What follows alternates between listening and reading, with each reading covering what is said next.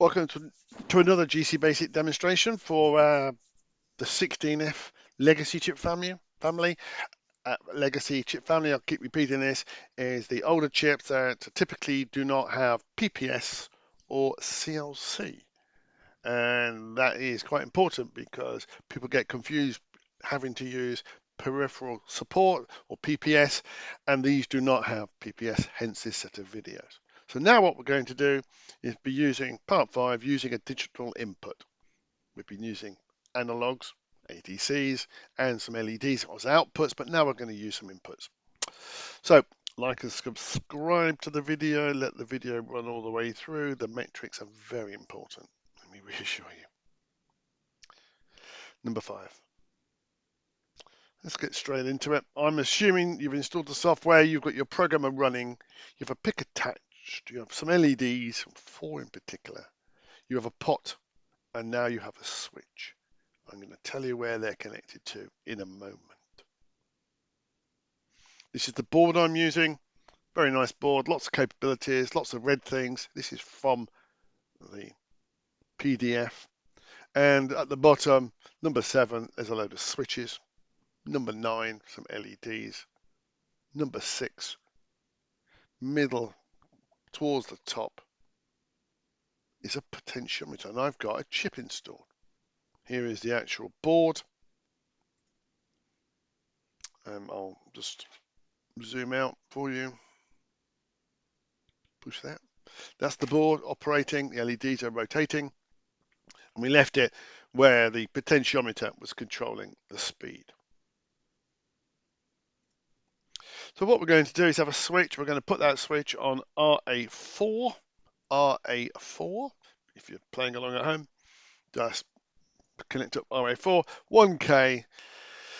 It's got a 10K pull-up to the voltage VDD, and a switch then gets taken down to ground. That's the design. So if I push the switch, it will change the state of RA4. It will be pulled high normally. If I push the switch, it will go low. Looks like this from a documentation standpoint. I've connected in, let me bring up my pen. Click, click. I've connected in this here. There's many switches on this board. We are going to use, I think we're going to use all of them, I think. Yeah, look, this is it's down here. Look, this one here, RA4 is marked up. Really good. And that's the one we're going to be using. So what we're going to do is initialize the microcontroller. That's as simple as saying hash chip. All the other magic that's happening is done automatically for you. Set the LEDs to off. If the button is pressed, toggle the LEDs. If not, just go back and do it all again. It's really simple. It's a very simple piece. However, we're going to check the switch state by using a function to inspect the switch state. Why is that important? Because a switch is inherently dirty. You push it and it pulses on and off, flashes on and off. And we just need to ensure that we get one push each time. So I'm going to give you a function, and we're going to look at that function and how we get a return value back from a function. So we're going to look at some GCStudio options, examine some sample code, and review those results. So let's get into doing that. I'm going to push window on my keyboard. GCS will give me GCStudio as my first choice, and away I open up GCStudio. Let's look at this for a moment because I think it's important. Let me just zoom in for you. I should have done it afterwards. There we go. Now, the version of GCStudio I'm using, you might have the same version, you might have a different version. It should be the latest. It's a managed environment. We're going to look at that option. So we get lots of front page options, but we have a little spanner up the top here. Click on that, and it gives you some settings. So my computer is different from your computer. I don't need and do not want the updates from the channel. Now, what does that mean? You need to keep yours on what's called mainstream. Just keep it on mainstream. You will get all the updates. Look, this code is tested, and tested. It will not change your environment. It will just make sure you have got the latest software. In here, you can change your IDE. I use GC code. You can use the old legacy editor, but you don't get a lot of the features inside of the old editor, and we're not going to develop anymore. Compiler architecture, that can be 64-bit or 32-bit. And you've got other options in here for setting file associations, resetting the whole thing. You can force the software update, send us a debug file. You can clone your programming software, etc. And these other blue ones up here, if you want to develop the compiler, select these up here. But for the time being, I'm going to put mine back to no updates. Please leave yours on mainstream. Then I'm going to select my folder where I'm working. This time I'm going to use Open Local Folder. And my folder is the same as your folder. It happens to be called Vendor Boards, Microchip, PIC16xxxx Plus Board 2010. Once you've got it selected, you just select the whole folder and it will just open up the folder and restore it back to where you were the last time you had it open, which is fantastic, really. And this is where we've gone back to. So what I'm going to do is I'm going to open up the Explorer and open up program 70. Debounce the switch. 70, debounce the switch. I'm going to press Control B very shortly. So in here, you've also got an outline. You could say click, and it will take you to the chip definition. If it looks like a little document, it's called a constant. It will take you to the constant definitions. And what I'm looking for in here is my switch in. And it says here, click. Switch in is on port A, and then I've said set the dir. Dir is the command. The constant is switch in, and I've set it to an in. And then I've defined another constant called down, and we're going to be using that in our little function. Sometimes you may have inverted or you might have your switch pulled up or pulled down, and you can sort of play with that and set that to 0 or 1, and the function will still work. So in here it says I've got a function called keyPressed. So we'll look at that shortly. So I'm going to shut down the outline by pressing Control B. The main program commences here. What a short program. Do forever. If the function key is pressed, if it's equal to true, then turn the LEDs off and on.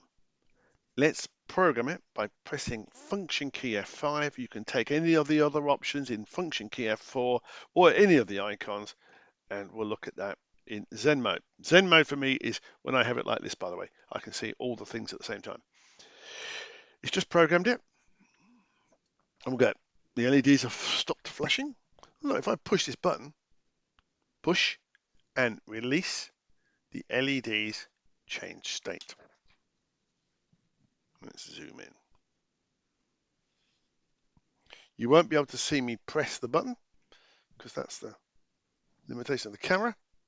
Push the button, LEDs change state. And that's what we expected, because if we look at our source code, it should turn all the LEDs on and off. So how is it doing this type of magic? Well, we've written our own function called function key press. I made it very simple by giving you a function name. Down here, it's fully documented how it works. But essentially, it's returning a bit, and that bit is either on or off. Let me get rid of the camera.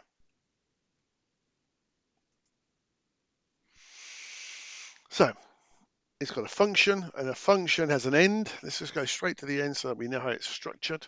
It's got end function. So at some point, we have to return back a bit, and a bit can only be 0 or 1, and that equates to true or false. And then we just go through, we define some variables in terms of the current state of the switch and the last state of the switch. We have a small delay, a little millisecond delay to debounce the switch to make sure it's down. Then we say, if the switch in is down, then we set the current switch state to true. So that will only be set to true because we have an else statement. We will set it to false. So switch is down, the current switch state is true. And because that is our little program, let's have a look when we set it. We then say, if the current switch state is not equal to the last switch state, so we need to save that somewhere, then we return back the current switch state. We return it back in that variable here. So if the switch state has physically changed from an off state to an on state, that means it's pushed down. Cache this current state, which is called the last switch state, and then return back the true state of this particular function. And if it's not pushed down and it hasn't changed state properly, just return it as false. It will ignore partial pushes. It's a really clever little function. And it's a debounce function. So it says if you push it and it has changed state, return true, else return false. That's how it's working, because if I push the button, let me push the camera first. If I push the button, it was pushed down and its state hasn't yet been released. When I release it, it gets changed. Look at that. And you can play with it. You can make these types of functions do all manner of things. So you can say, has he pushed it but it not come up? You can turn a single switch with 2 states into 4 states just by some clever coding and writing your own functions. So what we've done, we've actually used a digital input, and we've turned that digital input into a true or false statement, which is okay. The structure is a function, and you don't pass it any parameters. If you don't need to pass it, so you just pass it a set of empty braces, it will come back as false or true.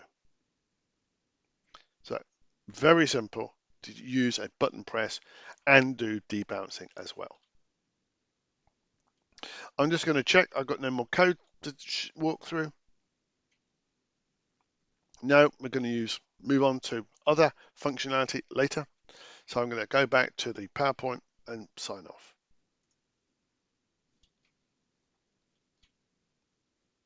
So next time we'll be using the reset switch. Reset switch is quite useful. It has 2 uses. Enjoy.